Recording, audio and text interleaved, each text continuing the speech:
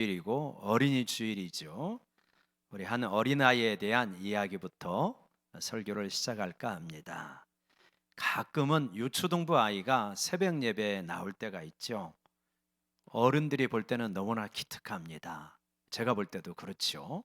그래가지고 이제 그 아이를 만나면 아유 어쩌다가 오늘 이렇게 새벽에 일찍 일어나서 나오게 됐니? 정말 훌륭하구나.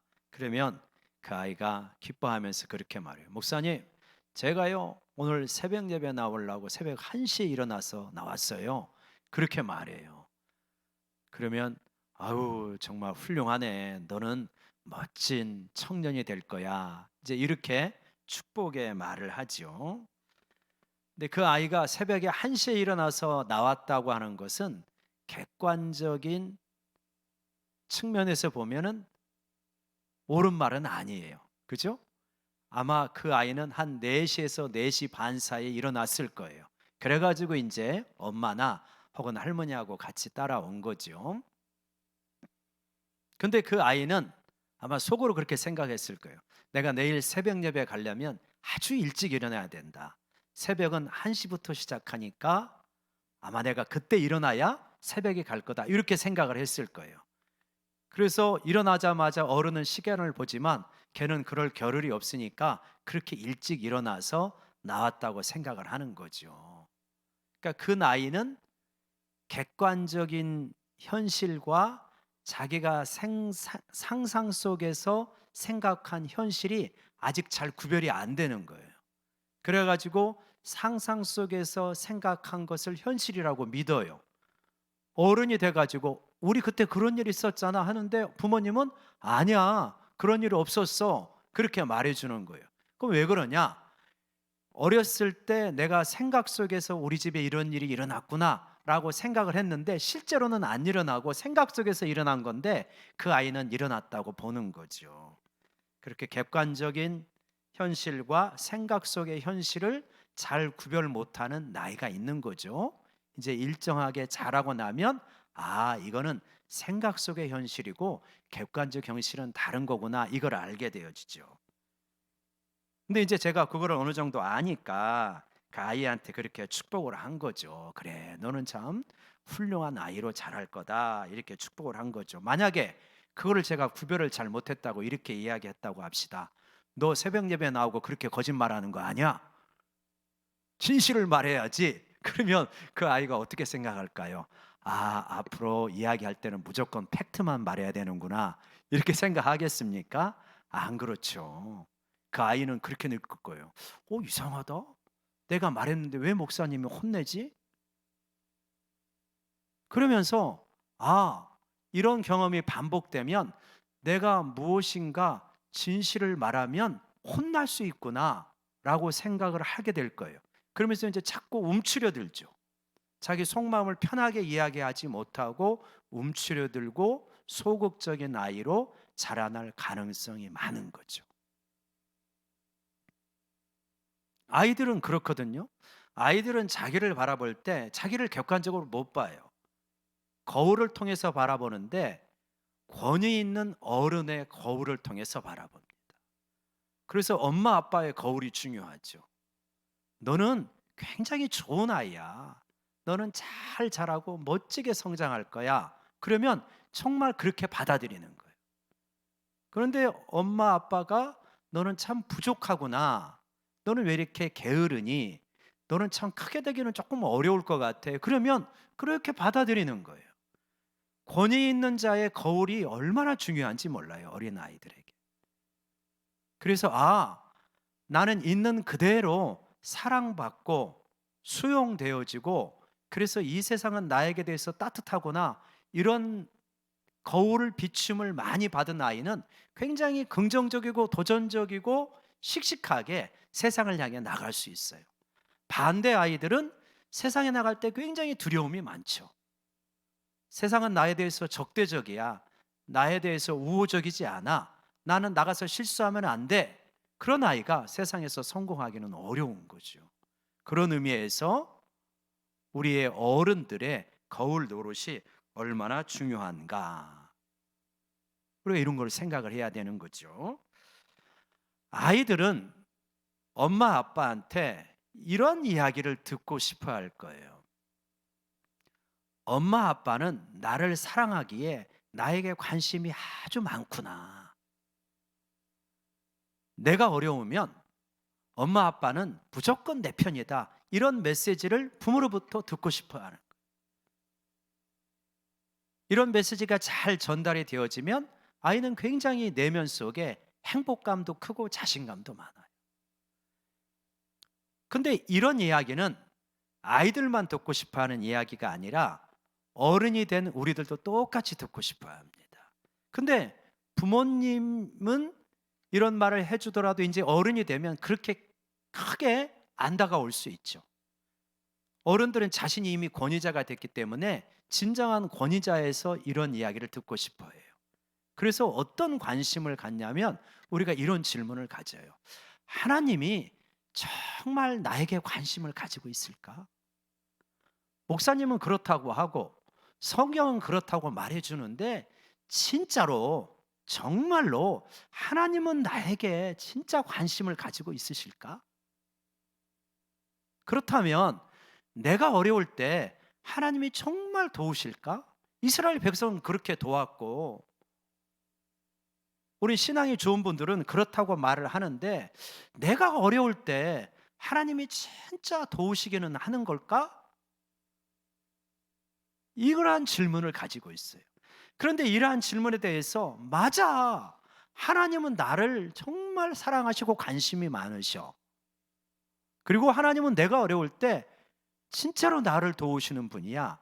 이러한 확신을 내 마음 깊숙한 곳에서 아멘이다 라고 말할 수 있다면 그런 분은 이 세상을 살아가는 것이 그렇게 힘겹지는 않을 거예요. 그런데 이것에 대한 확신이 없으면 근심이 많아요. 염려가 많아요. 두려움이 많아요. 조그만 어려운 일이 생기면 큰일 나는 거 아니야? 코로나 때문에 너무 힘들어지는 거 아니야? 내 자녀가 취업을 못하는데 너무 고달픈 거 아니야? 자꾸 이렇게 염려와 근심이 밀려오는 거예요. 왜냐? 하나님이 내게 관심을 가지고 계신다는 것이 확신이 안 들거든요. 그리고 내가 어려울 때 진짜 나를 도우신다는 것에 대한 확신이 안 드니까. 그래서 오늘 이 하나님의 말씀은 이것에 대한 대답이에요. 어떻게 말하는지 한번 보십시다. 우리가 14절과 15절을 읽었는데 하나님이 무엇을 말씀하시냐면 유월절 규례에 대해서 말씀을 하십니다. 그러면서 제물을 드리라는 거예요. 무슨 제물을 드리라고 합니까? 맞이는 다 봉헌해라. 가축의 맞이도 사람의 맞이도 다 봉헌하라 그래요. 왜 그러냐? 애굽에서 나올 때 그러한 하나님께서 초태생은 애굽 것은 다 죽이고 이스라엘 거는 살려주셨잖아요. 그것을 기념해 가지고 맞이는 봉헌하라 그러는 거예요. 그러면서 짐승의 새끼는 다 봉헌을 합니다. 맞이를. 그리고 맞이가 태어나면 장자가 태어나면 이걸 하나님께 봉헌하는 거예요. 양으로 봉헌을 하고요. 나중에는 세겔로 계산을 해서 1년에 반절 정도 해당되는 연봉, 반년치 해당되는 연봉에 세겔을 드리라 그랬단 말이에요. 그렇게 말씀하셨어요. 우리가 그걸 보면서 야, 하나님은 좀 이렇게 과하게 요구하실까 이렇게 생각할 수도 있어요. 하나님은 짐승의 피를 그렇게 좋아하셔가지고 가축의 모든 첫 새끼는 피를 흘려야만 되는가? 하나님은 돈을 좋아하셔가지고 장자가 태어나면 그렇게 많이 요구하시나? 그런 걸까요? 아니겠죠. 이스라엘이 유월절을 지낼 때 정월 10일 정도의 양새끼를 구별합니다. 순놈을 구별해가지고 그래갖고 이제 기둥 같은 데 메어놔요. 그러면 그 양새끼를 사랑하는 아들이 묻는 거예요. 아빠, 이 양새끼는 왜 이렇게 묶어놨어요? 나흘 있다가 하나님께 제물로 드릴 거란다. 아유, 너무 이쁜데 왜 죽여야 돼요? 왜 하나님께 드려야 돼요? 그러면 이제 아빠가 설명을 해주는 거예요. 우리가 읽은 대목이 그런 거죠. 우리가 오래전에 애굽에서 수백 년 동안 노예 노릇을 하고 있었단다. 바로가 얼마나 우리를 괴롭혔는지 모른다. 430년쯤 되었을 때 하나님께서 모세를 보내셨어. 갖고 내 백성을 보내라 했는데 바로가 보내지 않았지. 그때 하나님께서 모세를 통해서 10가지 재앙을 일으켰단다. 모세가 끝까지 재앙을 일으키는 바로가 끝까지 거부를 했지. 그래서 마지막 재앙이 뭐냐면 애굽 땅에 있는 모든 첫 새끼 장자는 다 죽는 재앙이었다. 근데 이스라엘의 장자하고 첫 새끼는 안 죽었단다. 왜냐? 양의 피를 발라서 하나님이 그거를 건너뛰게 하셨거든. 그래서 우리가 그거를 기념해 가지고 6월절이 되면 양 새끼를 이렇게 하나님께 바치는 거야. 하나님이 우리를 살려주신 것을 기념해 가지고 그걸 우리가 늘 기억하기 위함이지. 그러니까 너는 생각해 봐라. 만약에 하나님이 장자를 치는 재앙을 일으키지 않았다면 우리가 어떻게 살고 있을까? 그러면 아직까지 우리는 노예였겠죠. 그렇다. 그 노예에서 우리를 하나님께서 구원해 주신 거야. 만약에 하나님께서 양의 피를 바르게 하지 않았다면 우리는 어떻게 되었을까? 그러면 우리 장자는 다 죽었겠네요. 그렇단다. 그래서 하나님께서 우리를 양의 피를 발라 구원해 주시고 그때부터 하나님께서 말씀하신 거지, 너희는 내 것이다. 장자는 다 내 것이라고 말씀하시는 거야. 장자는 모든 자녀들의 대표잖아요. 그러니까 모든 자녀는 하나님의 것이라고 지금 말씀해 주시는 거야. 이제 그러한 설명을 들으면서 이스라엘의 아이들이 하나님께서 우리를 이렇게 노예 상태에서 구원해 주었고 우리는 다 하나님의 것이구나, 이걸 배우게 되는 거죠. 한 장 앞에 보시면 출애굽기 13장 2절 같이 한번 읽어볼까요? 우리 시작. 이스라엘 자손 중에서 사람이나 짐승을 막론하고 태에서 처음 난 모든 것은 다 거룩히 구별하여 내게 돌리라. 이는 내 것이니라 하시니라. 한번 따라해 봅시다. 이는 내 것이니라. 이는 내 것이니라. 하나님의 소유라는 말씀이잖아요. 우리들은 하나님의 소유이구나, 이 말이란 말이에요. 이게 우리가 좀 알기는 아는데 정말 정서적으로 받아들여지는가? 내가 하나님의 소유라는 게 받아들여지는가? 보통 현대인들은 우리가 알기는 알지만 정서적으로 약간 거부감이 일어나요. 왜냐하면 왜 하나님이 구원해 주신 건 감사한데 왜 우리가 하나님의 소유인가? 그러면 내 인생은 내 마음대로 못하고 하나님이 원하시는 대로만 해야 되는 꼭두가시인가? 정서적으로 이게 좀 그렇게 안 다가올 수 있어요. 근데 지금 이 말씀은 지금으로부터 한 3,400년 전의 말씀이잖아요. 고대 문화란 말이에요. 다 이 당시 살아갈 때는 왕이 있는 세상이에요. 왕이 자기 백성들을 뭐라 그러냐면 내 백성은 내 것이다, 이렇게 생각을 하는 거예요. 근데 이거에 대해서 거부감이 있어요. 오늘날 대통령이 내 백성은, 이 대한민국 백성은 내 것이다 라고 하면 웃기고 있네, 그럴 거예요. 왜 자기 거야? 내 거지. 근데 우리가 이상한 왕을 만나서 그렇지 진짜 좋은 왕이면 어떻습니까? 그러면 이 백성은 내 소유다라고 했을 때 진짜 좋은 왕, 훌륭한 왕이 그러면요 너무 좋은 거예요. 왜 그러냐면 자기 백성이니까 자기 소유로 생각하고 철저하게 보호해 주시는 거예요. 외적으로부터, 도둑으로부터, 강도로부터 다 지켜줘요. 먹고 살 수 있게 여러 가지 인프라를 구성해 줘요. 흉년이라도 들면 창고를 열어서 다 먹여줍니다. 그러니까 좋은 왕 만나면요 되게 살기 편안한 겁니다. 왕이 하라는 대로 따라가면 되는 거예요. 회사 생활도 그렇잖아요. 좋은 상사 만나면 되게 편안한 겁니다. 상사가 힘듭니까? 부하 직원이 힘듭니까? 상사가 힘든 거예요. 부하 직원은 순종만 잘하면 편하게 할 수 있어요. 좋은 선생님 만나면 학생 노릇하는 게 재밌는 거예요. 좋은 목사님 만나면 성도 노릇하는 것도 재밌는 줄로 믿으시기 바랍니다. 좋은 대통령 만나면 백성 노릇도요 편안한 겁니다. 하물며 하나님이 너는 내 백성이다, 내 소유다, 이거 대단한 겁니다. 소유라는 말을 좀 쉽게 생각하면 설명하면 이럴 수 있어요. 지금 제 호주머니에 이렇게 한 종이가 있어요. 보니까 별로 중요한 종이가 아니에요. 어떻게 그냥 호주머니에 들어갔어. 보니까 별로 중요하지 않아가지고 이거 휴지통에다 넣어야지 해가지고 구겨가지고 휴지통에 넣습니다. 이거는 내 소유가 아니에요. 휴지통에 버린 거예요. 그런데 이 안주머니에 중요한 평택시청과의 계약서가 있어요. 이거를 계약을 해야 여러 가지 혜택을 우리가 누릴 수 있어요. 저는 영광교회 대표이기 때문에 이 계약서를 받아와 가지고 굉장히 소중하게 보관을 해요. 그러면서 이건 잊어버리면 안 돼요. 커피라도 떨어지면 깨끗하게 닦아요. 그러면서 안주머니에 보관을 합니다. 너무 중요한 종이기 때문에. 하나님의 소유라는 것은 뭐냐면 하나님의 안주머니에 우리가 들어가게 되었다, 이 말이에요. 내가 이걸 잘 보호한다는 거예요. 돌본다는 말이에요. 이런 걸 우리가 어떻게 할 수 있느냐? 할머니가 손주를 바라보면서 엉덩이를 톡톡톡 두드리면서 그래서 아이고 내 새끼 내 새끼, 그 말이에요. 그러면 손주가 그래요. 내가 왜 할머니 새끼야 엄마 새끼지?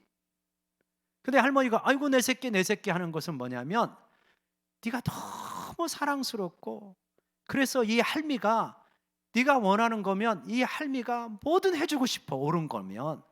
심지어 네가 아프면 내 생명을 주어서라도 너를 살리고 싶어 라고 하는 말이 내 새끼야 내 새끼야 이런 거예요. 하나님이 너는 내 소유다 라고 하는 말은 그 말이에요.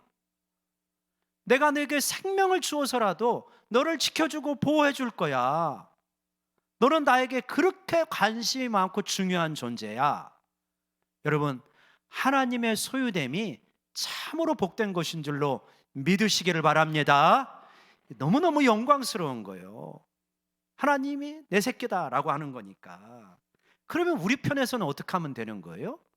하나님이 왕이시고 내 새끼고 내 소유라고 하시니까 나는 그냥 좋은 백성 노릇만 하면 되는 겁니다. 그러니까 이스라엘 백성이 하나님이 요구하시는 게 늘 그거예요. 너는 좋은 백성만 되면 돼. 네가 막 많이 성장하고 군사력 키워가지고 세계 최강의 제국 만들 필요 없어. 너는 내 말 잘 듣고 따라오면 된단다. 그러면 내가 알아서 적절하게 복을 줄 거야. 너는 순종이 가장 좋은 거야. 나를 신뢰하고 따라오기만 하면 돼.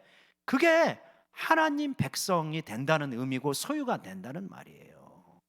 좋은 남편을 만나면요, 아내는 남편 말만 잘 듣고 따라가면 됩니다. 남편이 믿지 못해서 문제가 되는 거지 진짜 훌륭하면 따라가기만 하면 되거든요. 그러니까 우리에게 필요한 건 뭐냐? 하나님 앞에 순종만 잘하면 되는구나. 그러니까 우리가 그런 거예요. 하나님이 우리 부르면서 너는 이 세계에서 가장 성공한 사람이 되라, 그렇게 요구한 적이 없어요. 너는 네 분야에서 1등이 돼야 돼, 그렇게 요구한 적 없어요. 너는 그냥 나를 잘 믿고 내 백성 노릇 잘하면 돼. 내가 거룩하니 너도 거룩하고 내 말씀 순종하는 거 기뻐하고 따라만 오면은 내가 너를 가장 복된 곳으로 인도한단다. 여러분, 우리가 하나님의 소유이기 때문에 이렇게 하나님 앞에 순종만 잘 하시면서 나가시기를 바랍니다. 그러면 하나님께서 우리에게 주실 만한 복은 다 주신다는 거예요. 우리는 인생의 순간순간마다 질문을 던지게 돼요. 진짜 하나님이 나에게 관심을 가지고 계실까? 그렇다는 거예요. 뭘 보면 알 수 있느냐? 애굽에 있는 이스라엘 백성의 문설주와 임방에 바른 어린 양의 피를 보면 알 수 있는 거예요. 신약 시대를 살아가는 우리들에게는 뭘 보면 알 수 있느냐? 그 어린 양의 실체이신 예수 그리스도가 십자가에 달린 얼굴을 보라는 거예요. 골고다 언덕에서 흐르고 있는 예수님의 피를 보라는 거예요. 하나님, 정말 저에게 관심을 가지세요? 그러면 하나님이 내 얼굴을 봐라. 골고다에서 너를 위하여서 흘리고 있는 내 얼굴, 고통 가운데 이그러진 얼굴, 너를 위하여서 흐르고 있는 내 피를 봐라. 내가 너에게 이만큼 관심을 가지고 있는 거야. 우리가 아직 죄인되었을 때 그리스도께서 우리를 위하여 죽으심으로 하나님께서 우리에게 대한 자기의 사랑, 관심을 확증하셨느니라. 그 얼굴 보면 하나님이 이렇게 관심을 가지시는구나 알게 된다는 거예요. 하나님 우리에게 관심이 아주 많으시고 어느 정도 생명을 바칠 정도로 관심이 많으신 거예요. 그러면 이 하나님이 우리가 인생이 어려울 때 정말 우리를 도우십니까? 여러분, 우리가 읽었던 말씀 13장 17절 한번 보시면 바로가 백성을 보낸 후에 블레셋 사람의 땅으로 가까울지라도 하나님이 그들을 그 길로 인도하지 아니하셨으니, 한번 외쳐봅시다. 인도하지 아니하셨으니. 그 길로 인도하지 않았대요. 지름길이 있는데 그 길로 인도하지 않으셨대요. 왜 그러냐? 이는 하나님이 말씀하시기를 이 백성이 전쟁을 하게 되면 마음을 돌이켜 애굽으로 돌아갈까 하셨습니다. 여러분, 우리가 예수님 처음 믿으면요, 하나님이 기도응답도 잘하셔요. 영적 싸움도 있지만 기도응답도 잘하셔요. 왜요? 예수 믿었더니 너무 힘들다 그러면 애굽으로 돌아가려고 하는 사람들이 있거든요. 그러니까 처음에 와가지고 예수님 믿으면 이상하게 좋은 일도 많이 생기고 막 은혜도 받고 교회 사람들이 다 나를 사랑하는 것 같고 막 그런 일이 많이 생긴다니까요. 우리 실체를 아는 거죠. 처음부터 오자마자 막 교통사고 나고 애가 중환자실에 들어가고 그러면 무서워서 어디 믿겠습니까? 어떨 때는 생각만 해도 응답해 주시는 거예요. 하나님 진짜 좋네. 이렇게 좋은 하나님을 왜 저렇게 미적지근하게 믿을까? 이런 생각이 들 정도로 응답을 잘해 주시죠. 우리 수준을 아시니까. 근데 이제 조금 지나면서 차츰차츰 연단을 하시면서 꼭 기도 응답만이 아니라 진짜 중요한 것은 나를 하나님의 사람으로 빚어가시는 과정이구나. 이런 걸 이제 우리가 알게 되어지죠. 이스라엘 백성 보세요. 우리 지도 한번 보면 이스라엘 백성의 수준을 하나님이 아십니다. 그래갖고 저기서 출발을 하는데 지름길은 저렇게 초록색 길로 쭉 가면 하나님이 약속하신 가나안 땅에 바로 들어갈 수 있어요. 근데 그 길 X, 그 길로 안 가. 왜? 블레셋 사람 만나면 니네가 도망칠 거다, 돌이킬 거다. 블레셋 사람은 무기 수준이 달라요. 이것부터 한 400년 지난 다음에도 이스라엘은 여전히 청동기 문화, 블레셋 사람은 철기 문화예요. 블레셋 사람은 저쪽 클레타 지역에서 이동해온 사람들입니다. 정치, 문화, 경제, 군사력 훨씬 앞서 있어요. 그러니까 호전적이기까지 합니다. 이스라엘이 와 나가서 싸우자 하면은 아이고 무서워라 하고 도망갈 사람들이에요. 그러니까 그쪽으로 안 가고 굳이 이렇게 돌아가는 거예요. 밑에 쪽으로. 왜 그러냐는 거예요. 이스라엘의 수준을 알기 때문이다. 여러분, 하나님이 우리를 돌아가게 할 때는 뜻이 있다는 걸 믿으시기 바랍니다. 그 길로 막으실 때는 뜻이 있는 거예요. 우리를 너무나 잘 아시기 때문에요. 저는 처음에 나는 목회를 하면 개척을 해야 되는가 보다라고 이렇게 생각을 했어요. 뭘 모르니까 그런 생각을 하지요. 근데 이제 이쯤 와가지고 목회를 알고 또 교회의 모습에 대해서 알면서 생각을 하는 거예요. 야, 나는 개척 안 하기를 정말 잘했다. 나 같은 사람이 개척했으면 나 고생, 성도 고생, 여러 고생 시킬 뻔했다. 이렇게 생각이 되는 거예요. 자기 수준을 아는 거지요. 저는 또 이제 목회 초기에는 나는 목회가 맞나? 다시 나가서 직장을 구해야 되나? 이런 생각을 했을 때도 있어요. 근데 언젠가 이렇게 훌륭한 몇몇 목사님이 그러는 거예요. 박 목사님은 천상 목사네. 그래서 그런가 보다 이렇게 생각을 했어요. 여러분은 별로 동의가 안 되는가? 하나님이 알아서 나를 인도해 가시는구나. 여러분 마찬가지세요. 나는 직장을 그만두고 사업을 하고 싶은데 자꾸 막으셔. 왜 그러는 거예요? 하나님이 아니라고 그러시는 거예요. 나는 저 대학에 꼭 들어가고 싶었는데 안 됐어. 나는 저 직장에 꼭 들어가고 싶었는데 안 됐어. 나는 저 아파트에 꼭 들어가고 싶은데 안 됐어. 왜 그러시는 거예요? 우리는 거기를 안 가봤기 때문에 잘 몰라요. 거기 갔으면요, 더 어려운 일이 있을 수 있었던 거예요. 그래서 하나님이 막으신 게 많아요. 근데 막으셔도 그냥 억지로 가려면 갈 수 있어요. 우리는 자율 의지를 가지고 있기 때문에 억지로 가려면 갈 수는 있는데 가보면 힘겨워요. 아, 그래서 막으셨구나. 이렇게 생각이 드는 거예요. 그럼 여러분, 하나님이 내 길을 자꾸 막으신다라고 할 때는 아, 여기에 하나님의 뜻이 있구나라고 생각하면서 기도해 보면서 잘 분별하시기를 바랍니다. 하나님이 어떻게 하신다고요? 우리 길을 인도하셔요. 인도하시기도 하고 인도하지 않으시기도 하고 그 길로 못 가게 막는다는 것, 그것도 인도죠, 사실은. 그러니까 우리의 삶을 인도하신다.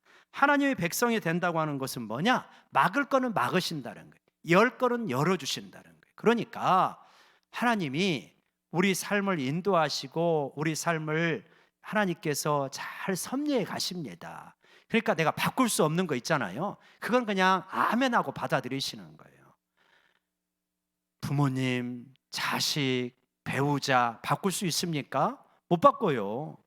그거는 그냥 아, 이것이 나에게 최선이었구나, 하나님의 섭리구나 받아들이시는 거예요.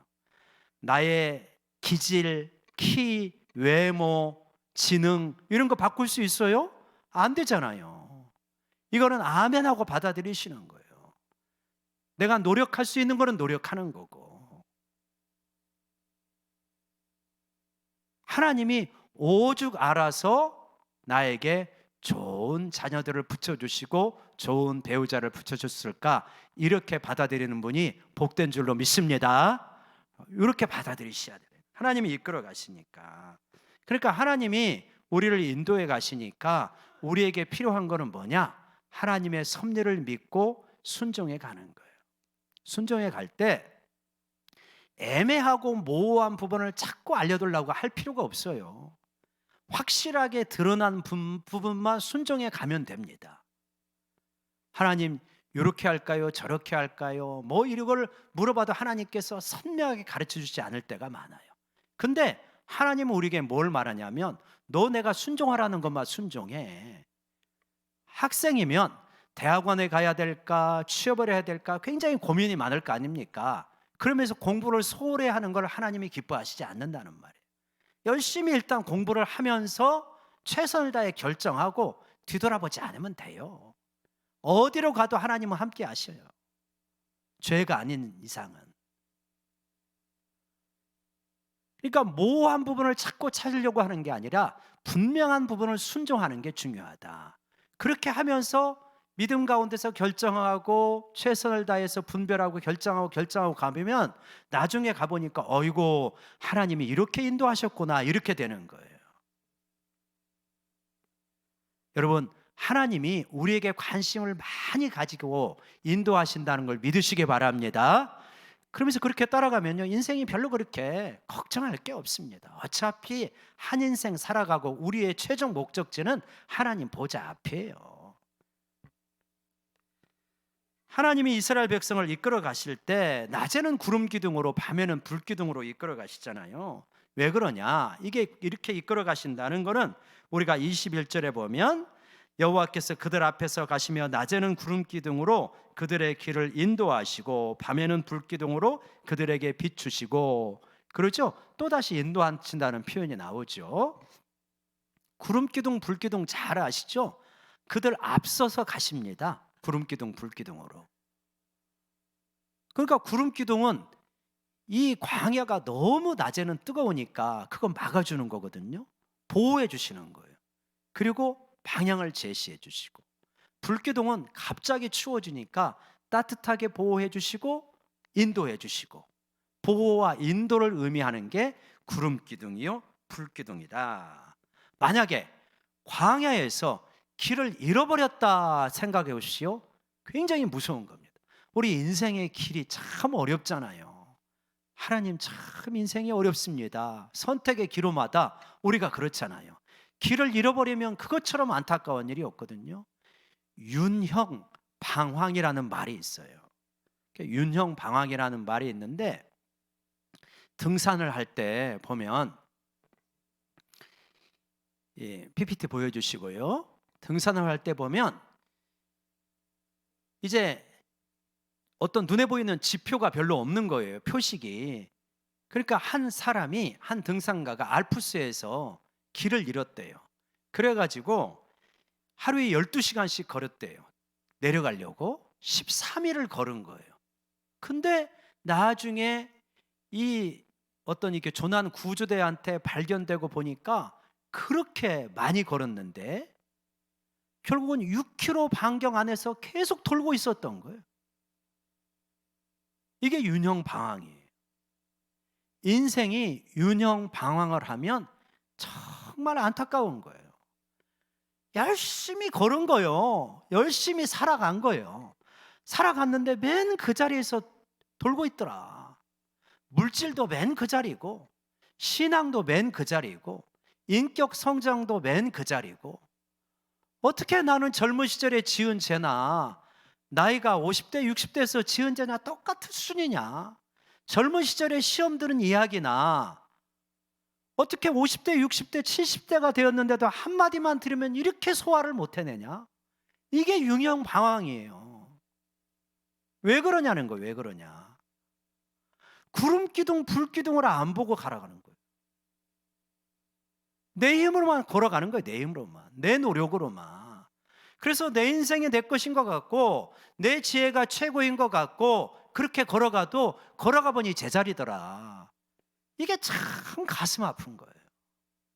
그래서 하나님이 구름기둥 불기둥으로 너희를 인도하니까 너는 이거 믿고 따라와, 이러는 거예요. 여러분, 우리 자녀들이 살아가는 세대가 쉽지가 않잖아요. 지금 청년들, 지금 대학생들, 청년들 이 정도 살아가는 세대가 최초의 세대가 될 거라고 그래요. 무슨 최초의 세대나, 우리 기성세대들은 부모님보다 우리 세대가 여러 면에서 나았어요.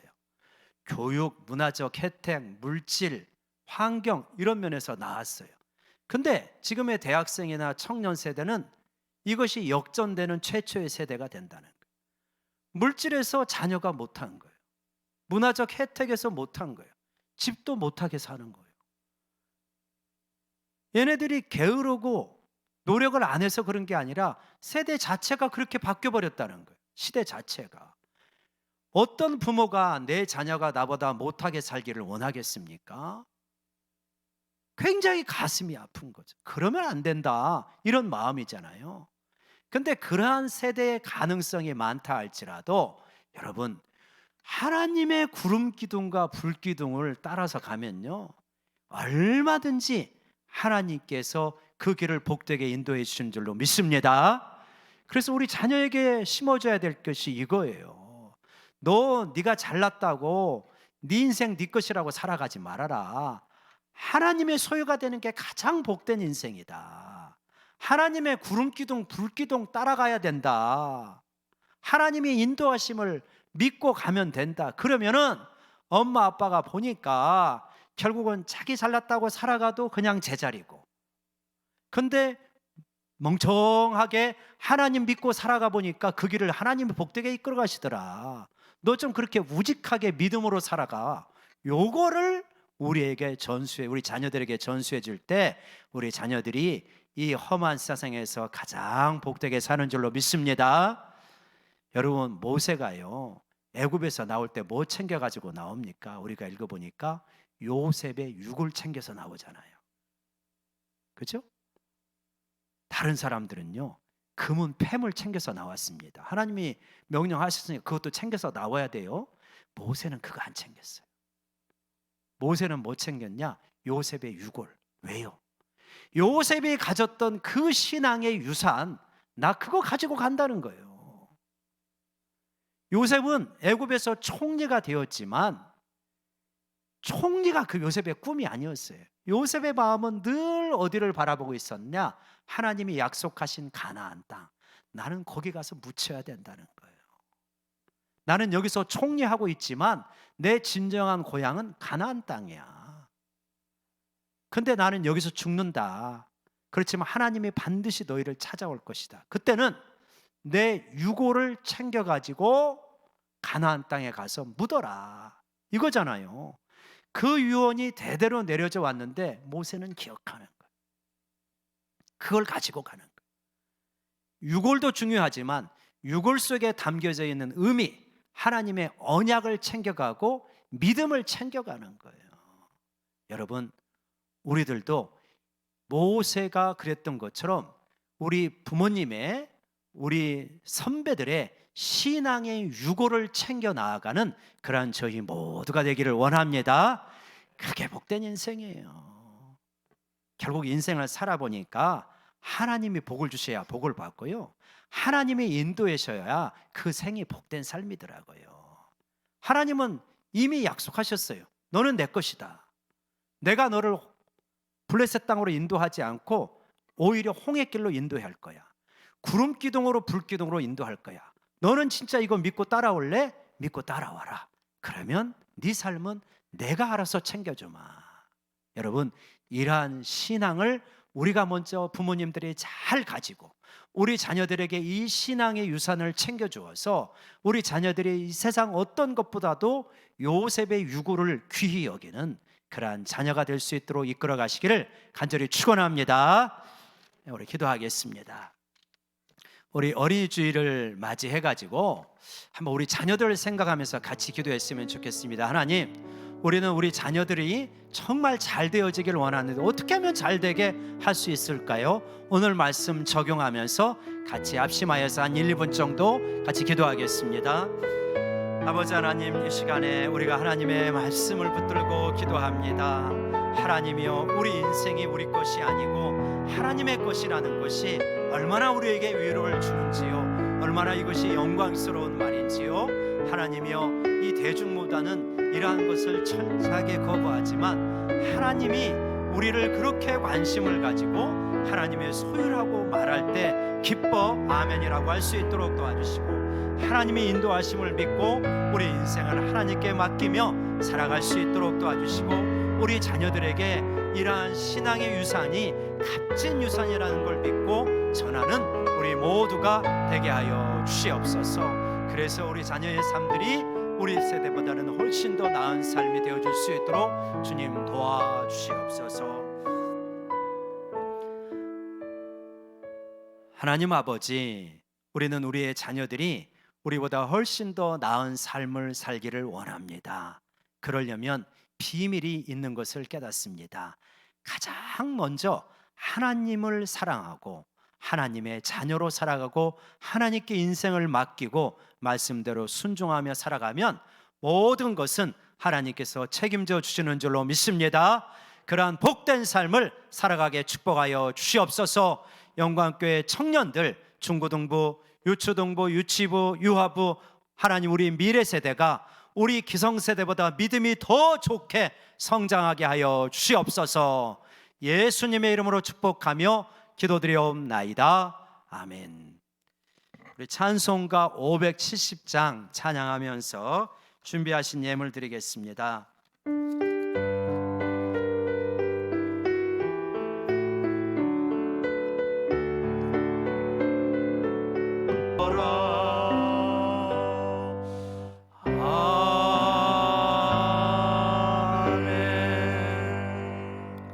드리신 예물 위하여 기도하겠습니다.